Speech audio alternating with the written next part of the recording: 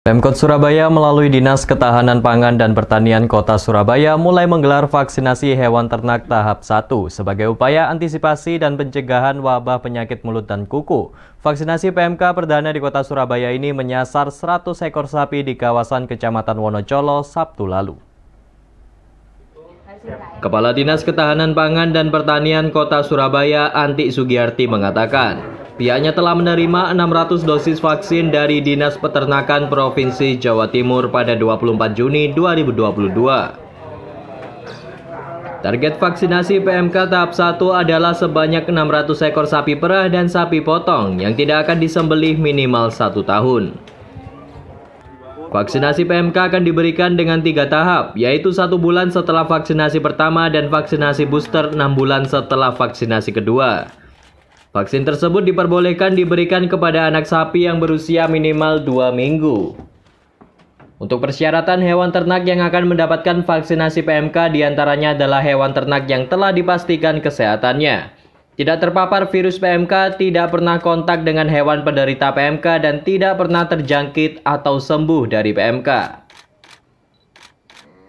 Vaksinasi ini dilakukan sesuai dengan dari pusat karena kami kemarin menerima vaksin sebanyak 600 dosis dan hari ini kita melakukan di Kecamatan Wonocolo itu dengan pertimbangan karena dalam 1 botol itu harus habis hari ini juga, ini 100 dosis.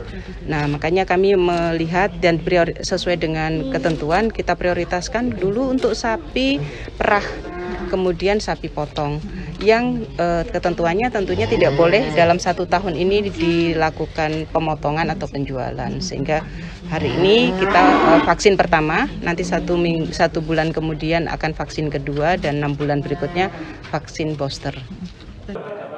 Anti menjelaskan sejak merebaknya wabah PMK, DKPP Kota Surabaya terus bergerak cepat melakukan pengawasan rutin dengan menerjunkan tim dokter di beberapa peternakan di Kota Pahlawan. Para petugas medis, paramedik, veteriner tersebut melakukan pengawasan dan memberikan pengobatan untuk hewan ternak yang sakit. Sedangkan untuk hasil produksi susu sapi perah yang sudah mendapatkan vaksinasi PMK, Antik memastikan bahwa susu tersebut aman dikonsumsi.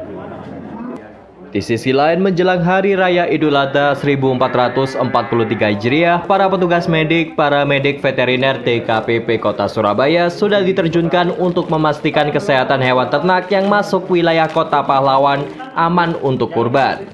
Bahkan Wali Kota Eri Cahyadi telah menerbitkan surat edaran sebagai pedoman penjualan hewan ternak.